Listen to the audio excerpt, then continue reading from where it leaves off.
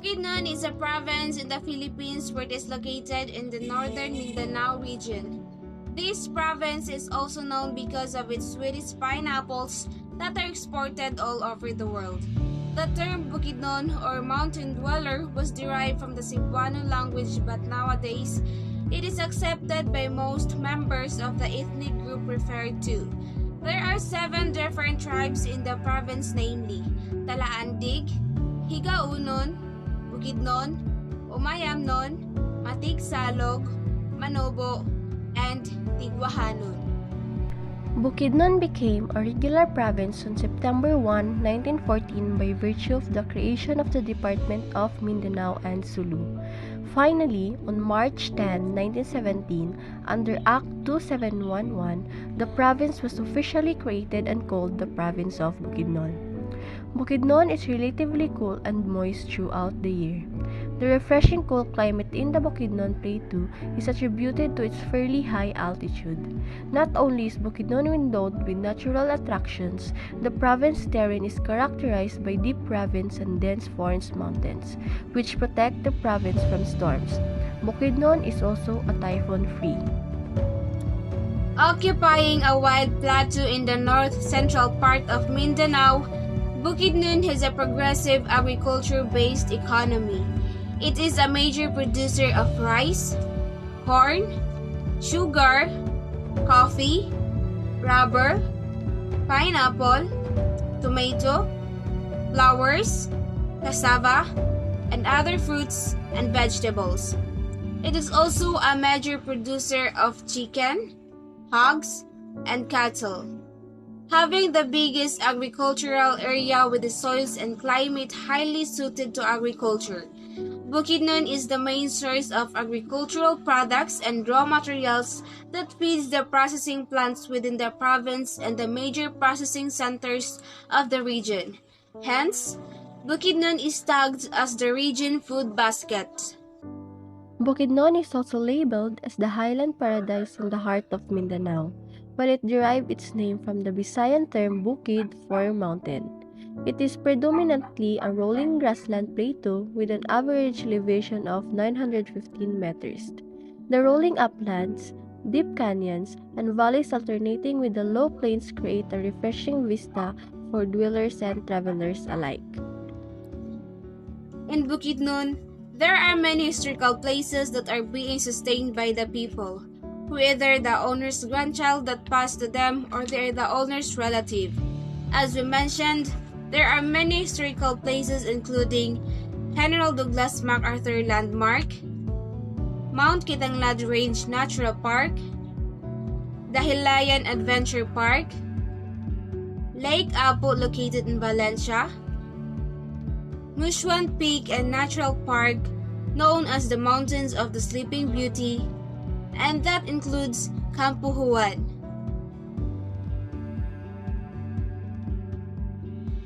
Bukidnon is known for its natural beauty, and one of the places you can visit is Kampu.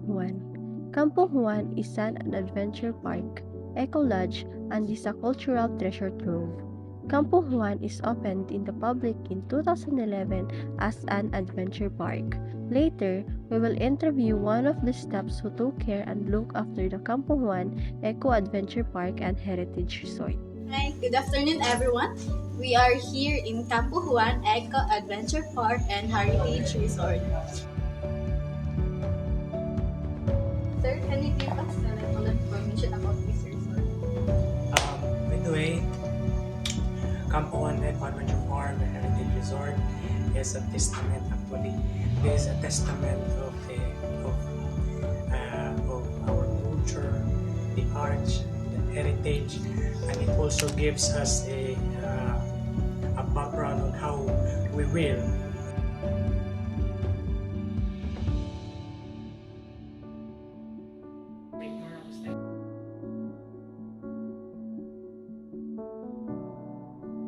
Is a fusion of heritage, nature, culture, and adventure.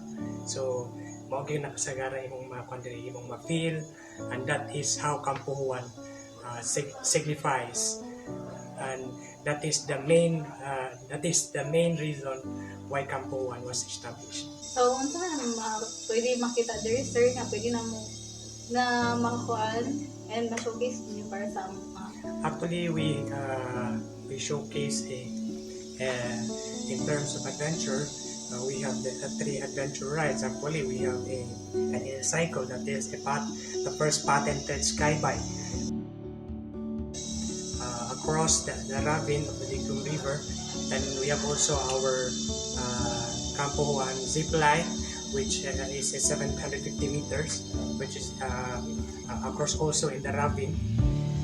And then we have our Super 1, but sad to say, wala pa na mo siya gina-offer. But again, we have also our bed and breakfast here in the Heritage House, where you can feel, if you want to have a unwind, relaxation, especially if you are in the city, you can really have your relaxation here.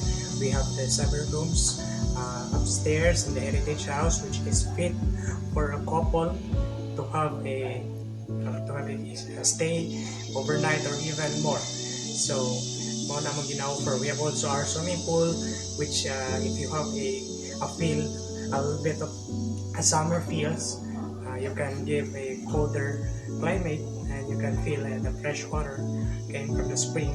So most of the time that is our offers.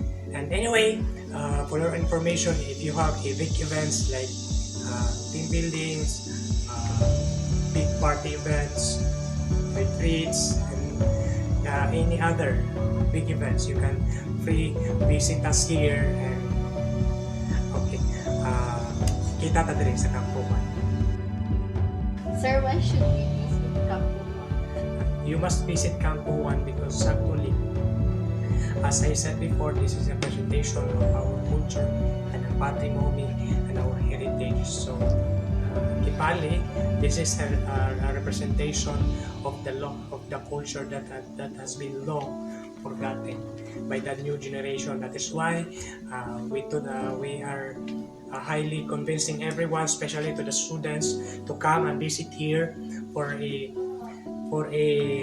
renewal, or to refresh their minds about of who we are and our identity as a Filipino. So there you can learn many historical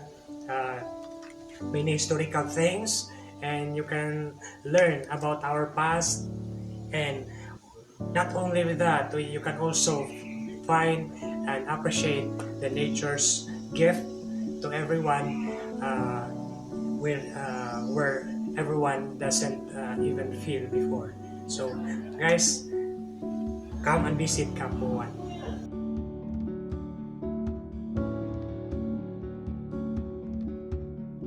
Dako manggod kaayo ning Heritage Mansion.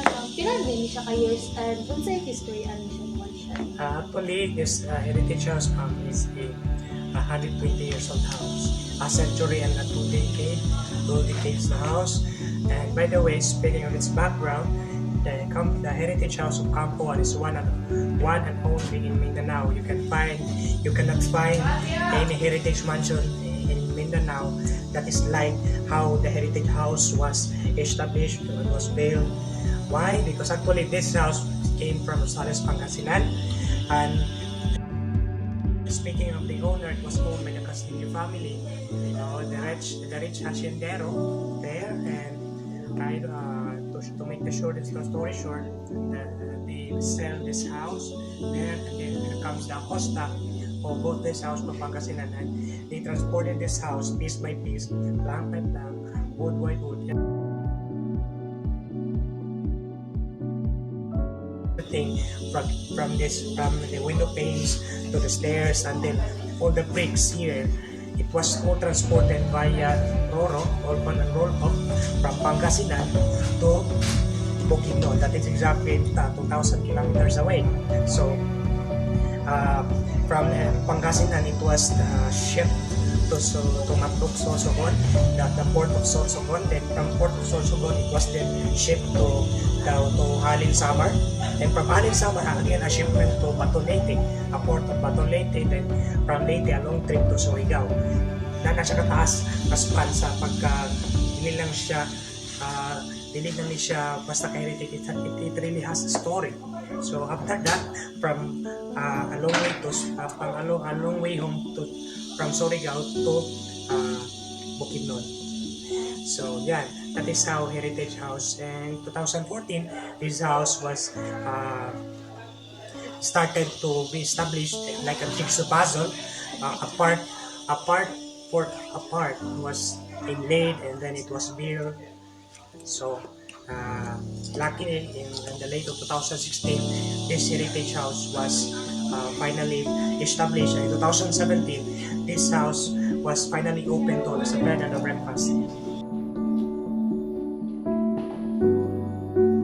And yeah, it became the bucket list of Bukidnon for the heritage and tourism also. So, mao na to siya ang atong interview. And sir, unsa man imong makaingon sa mga visitors na mo paanhi ay padari sa Kampu? So for those visitors na mani pala, ano pa lang naman I encourage you to come and visit here in Kampu and experience a peculiar experience that you never experienced before. So come and visit, magulat mi sa inyo dire, and let us together enjoy the beauty, the natural and the heritage, the adventure here in Kampu. Thank you so much, and God bless everyone. The Heritage House at Kampu Manolo Fortich, Bukidnon, Philippines came all the way from Pangasinan and currently owned by the Acosta family. That's 2,000 kilometers away, disassembled and reconstructed with the exact dimensions, position, and structure. The rooms, pillars, and floorboards, all made from the Philippine hardwoods, were restored to their original place as they were in Pangasinan. Dr. Narek Acosta bought the ancestral house as a tribute to his parents, and another one will soon be reconstructed. Built in 1910, the four-story with the top level serves as the previous owner's watchtower to monitor his land and property. The Acosta family brought antique collection to a whole new level, from precious artworks, artifacts, to ancestral houses. The Heritage House from Luzon to a worldliness in Bukidnon houses antiques that age way back 600 years or so. Bukidnon is improving. Kampu is one of the recently opened parks and received outstanding remarks for its one-of-the-kind rides and beautiful views of the green nature. The park is perfect for thrill seekers who would love to enjoy exciting activities. The park has to offer from children to adults. Activities offered. Kampu is famous for their Anicycle, Philippines version of sky biking, to pair it with other countries. The bicycle is basically placed 100 feet above ground, and like a normal bike, it functions by pedaling by feet only. Guests who be trying this ride are usually strapped by safety harness in the bike, and remember, it is 100 feet above ground. Aside from the famous and exciting Anicycle, Kampu also offers a fun zip line ride that will give the guest a good overview of Kampu. Rappelling is also an activity offered for the guests to try.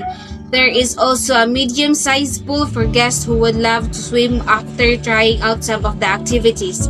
Another popular attraction in Kampu is the hanging bridge, a shaky bridge that if guests looks down, they'll get a good view of what below them. Different forest trees and rocks formation that can tickle their challenging personality to finish the hanging bridge crossing faster. Kampu also offers different cottages for guests to relax and have a place to take a short break. They also offers overnight stays using a tent for those who wanted to spend the night in the place. For a fulfilling experience, guests can also avail the food packages offered. Location and nearby attraction. Kampu is located along Siri Highway in Manolo Fortich, Bukidnon. The province is a few kilometers away from Cagayan de Oro City. The place is accessible by a private vehicle or other means of transportation. Due to its popular and greenery-inspired parks, guests usually proceed to the nearby Ahlleah forest and adventure parks to also enjoy a good and exciting activities or bypass the Del Monte plantation. Kampu Juan was never quite conceived as a resort or adventure park as such. What is it today, or what it has become, is really a story of an idea that evolved from the simple, sometimes quirky, creative musing of Dr. Juan Acosta, eminent cram scientist, agriculturist, farmer, and a longtime friend of the earth. Dr. GCA, as he is better known, transformed from 2007 what was an idle expanse of 10 hectares into a wooden farmland and mini pineapple plantation. Primarily for his unique varieties such as his signature ulam pine. Over time, Dr. GCA would marvel at the breathtakingly beautiful features of the property. A flat agricultural terrain that dropped into the forested gorge marked by a steep rock cliff rising dramatically from the Diklum River. To the north of the ravine was Pulug Hill, a backdrop of even more lush foliage. Dr. GCA saw vast recreational potential in the rugged countryside. He had a hanging bridge built over the river, a 20-foot drop connecting both sides of the craggy ravine. Parallel this bridge, albeit longer, he had a quarter-kilometer zipline directly above the river. These were the initial adventure series of what the family would now call Kampu Juan. Juan Socorro Acosta, Maria Lourdes Acosta Alba, and Dr. Juan Romero Nerios O. Acosta. Then soon after, an eco-designed bamboo and coconut pavilion rose by the ridge, now planted to a variety of trees. From this pavilion, a first of its kind unicycle came to be a novel 300-meter thrill-inducing bicycle ride on a suspended cable over the river's edge. When Camp Juan opened in mid-2011, it was more homegrown, rustic, off-the-beaten-track place to visit, trek, have picnics, and try these new adventure rides. Today, with two large pools lined with the soft blue-green Bukidnon Mangimay stones, a green-design eco-lodge that could house over 60 to 80 guests. One secondary source that provides information about Camp Juan is an article by Philippine Daily Mirror titled Joyful Sacred, Kampu Juan Heritage House, Bukidnon, written by Marilu Cunanan, published on January 24, 2022. In this article, Marilu describes Camp Juan as a hidden gem in Bukidnon, offering various highlights such as all old abstract around the house. She also highlights the national beauty of the area with its lush forests, scenic views, and diverse wildlife. Marilu also provides information about the facilities and amenities at Camp Juan, such as its camping ground, picnic areas, and swimming pool. She also mentions the different types of accommodations available, including tree houses, cottages, and tents. Overall, the article provides a positive review of Camp Juan, highlighting its natural beauty and the various activities and amenities available for visitors. Dito sa Kampuan, kung kayang isipin, kayang gawin.